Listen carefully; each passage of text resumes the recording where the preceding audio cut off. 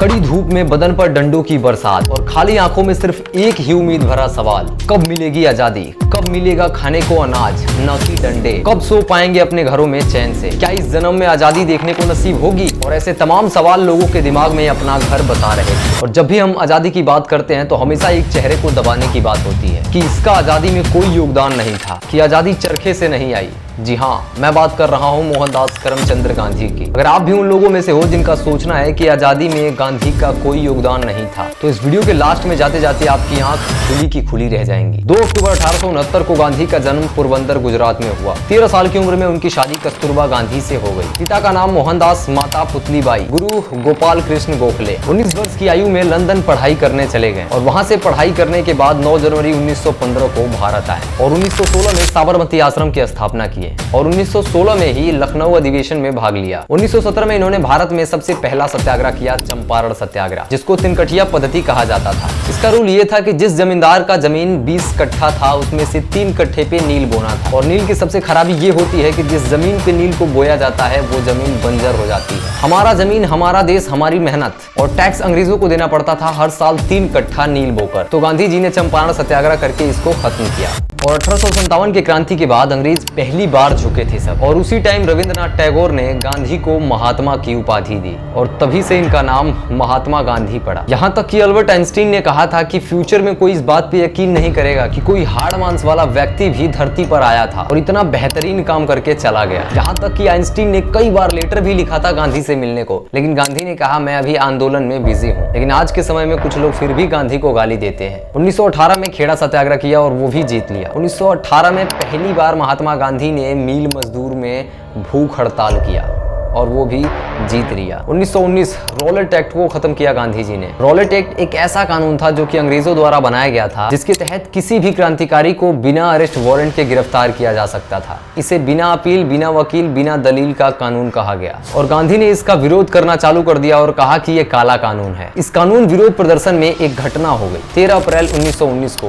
जलियांवाला बाग, और महात्मा गांधी ने इस घटना से दुखी होकर अपने कैसरे हिंद की उपाधि लौटा दी। 1920 में दुखी महात्मा गांधी ने असहयोग आंदोलन चालू कर दिया, जिसका अंग्रेजों पर कोई असर नहीं पड़ा। फिर 5 फरवरी 1922 को चौरी चौरा में कुछ भारतीय प्रदर्शन कर रहे थे, तभी कुछ पुलिस वालों ने उन्हें मारना चालू कर दिया। जनता ज्यादा थी और पुलिस वाले को ही दौड़ा के थाने में आग लगा दी और उस थाने में 22 पुलिस वाले की जलकर मौत हो गई। लियो टॉल्स्टॉय से गांधी ने पढ़ा था कि आंदोलन जब जब उग्र होगा तब तब सफलता नहीं मिलेगी। चौरी चौरा पड़ता है यूपी में और जिस समय ये कांड हुआ था उस समय महात्मा गांधी बरदोली में यानी गुजरात में थे। फिर भी अंग्रेज महात्मा गांधी को गिरफ्तार कर लिए सब। गांधी यहाँ पे ये भी तो बोल सकते थे कि मैंने नहीं किया है, लेकिन फिर भी गांधी को 6 साल की सजा हुई। जेल में उनकी तबीयत खराब हो गई, जिसकी वजह से उनको छोड़ दिया गया। फिर 1924 में महात्मा गांधी कांग्रेस अधिवेशन में जाके अध्यक्ष बन गए और फिर 6 सालों तक समाज सेवा की। प्लेग के मरीजों का घाव साफ किया कर रहे थे, वो प्लेग जो कि कोरोना से भी खतरनाक बीमारी थी, जिसे ब्लैक डेथ कहा जाता है। इस बीमारी से अब तक 200 मिलियन लोगों की मौत हो गई है। वो इंसान जिसकी लंदन पढ़ने की औकात थी, वो इंसान प्लेग के मरीजों का घाव साफ कर रहा था। फिर 1930 में महात्मा गांधी ने दांडी मार्च के लिए महज 78 लोगों के साथ यात्रा शुरू की। साबरमती आश्रम से लेकर दांडी तक जाते जाते 20,000 की फौज इनके पीछे खड़ी हो चुकी थी और गांधी ने नमक बना के कहा कि अंग्रेज हम तुम्हें टैक्स नहीं देंगे। फिर 6 अप्रैल 1930 को सभी ने अवज्ञा आंदोलन चालू कर दिए और प्रथम गोलमेज सम्मेलन में गांधी जी नहीं गए।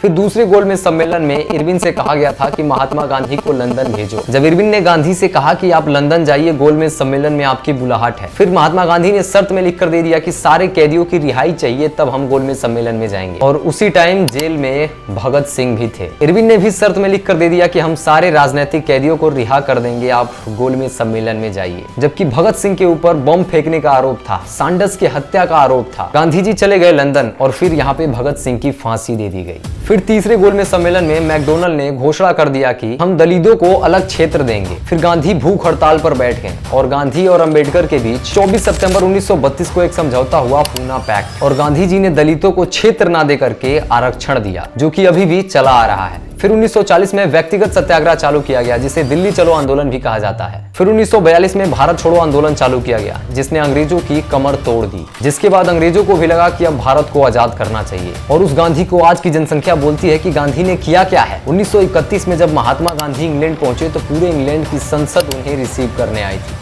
और आज की जनसंख्या बोलती है कि महात्मा गांधी ने किया क्या था। रविंद्रनाथ टैगोर ने गांधी को महात्मा की उपाधि दी और आज की जनसंख्या बोलती है कि गांधी ने किया क्या था। जिस गांधी को मारने के लिए ब्रिटेन का प्रधानमंत्री ऑफिशियल लेटर लिखा था, उस गांधी को आज की जनसंख्या बोलती है कि महात्मा गांधी ने किया क्या था। गांधी ने अफ्रीका में जाके फिनिक्स फॉर्म की स्थापना करके अंग्रेजों को झुका दिया था।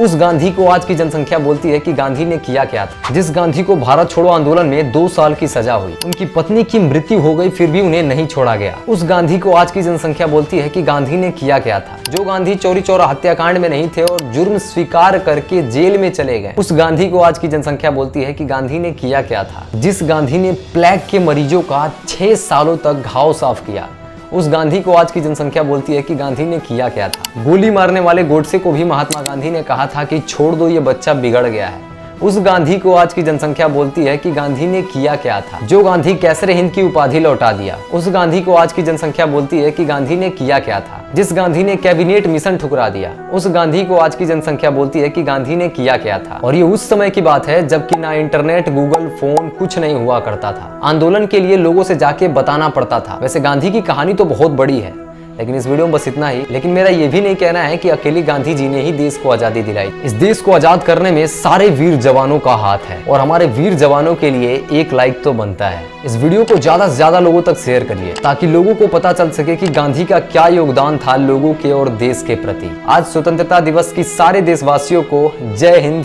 जय भारत।